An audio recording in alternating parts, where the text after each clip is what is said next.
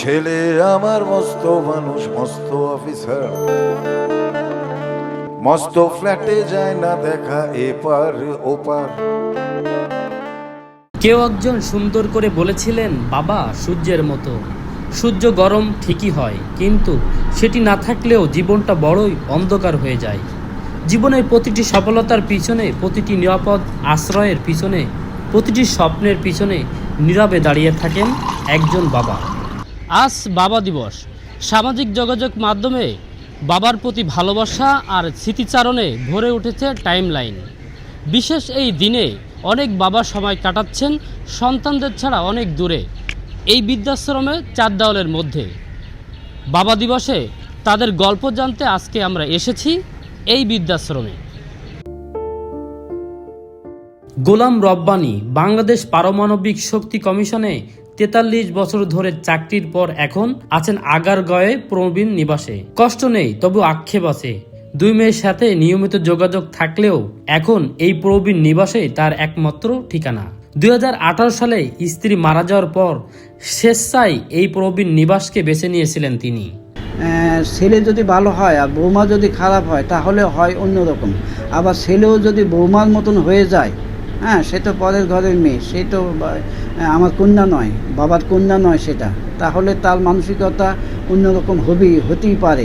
কিন্তু ছেলে যদি নিয়ন্ত্রণ করতে না পারে তাহলে এটা এরকম পরিবার ভেঙে যায় এবং বাবাকে বৃদ্ধাশ্রমেই যেতে হয়। যদি বাবা তাদের স্থাবর অস্থাবর বা কোনো ল্যান্ড প্রপার্টি যদি লেখালেখি করে তাহলে অবহেলার মধ্যে শেষ জীবনে পড়তে হয়। এটা আমার দেখার কথা বা বাস্তব অভিজ্ঞতা থেকে আমি বলতেছি। আরেকটা জিনিস হলো যে আসলে ছেলেপেলেদের মানুষ করা এটা একটা লস প্রজেক্টের মতো। কেন লস প্রজেক্ট করতেছি? মানুষ না হওয়া পর্যন্ত আমাদেরকে দেখতে হয়, টাকা ঢালতে হয়, কেয়ারটেক করতে হয়, কিন্তু ভবিষ্যতে কি পাওয়া যায়? যদি সুশিক্ষিত না হয়, যদি ছেলে মানবিক না হয়, বিবেচক না হয়, যদি সুশিক্ষা তার ভিতর গ্রহণ করা না থাকে, তাহলে তো বাবা মা অবহেলিতর মধ্যে পড়ে যায়। তাহলে তো লস প্রজেক্টই হয়ে গেল এটা। নিবাসে থাকা আরেক বাবা সলিমুল্লাহ খানের গল্পটা একটু ভিন্ন। 2 ছেলে আছে তার, থাকতে চান ছেলেদের সাথেই, কিন্তু তা আর হয়ে ওঠেনি। 1.5 বছর ধরে আছেন এই প্রবীণ নিবাসে। করতেছো না কেন, এটা করছ না কেন, এটা করছ না কেন, তাদের সাথে আমার একটু খুনসুটি হইতো, ঝগড়া হইতো, একটু হইতো। এই যে ওইটাই জীবন, এটা কিন্তু জীবন না।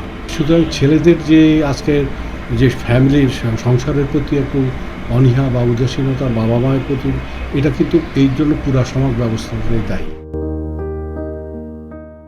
বাবারা খুব কম কাঁদেন, খুব কম অভিযোগ করেন। সংসারে শত ঝড়ঝাপটা নিজের বুকে সামলিয়ে রাখেন আর নীরবে নিশ্চিত করেন সন্তান যেন ভালো থাকে। বাবা দিবসেই একটাই প্রশ্ন, যে বাবা আমাদের জন্য নির্ঘুম রাত কাটিয়েছেন, তার একাকী দিনগুলো খবর আমরা শেষ কবে নিয়েছি?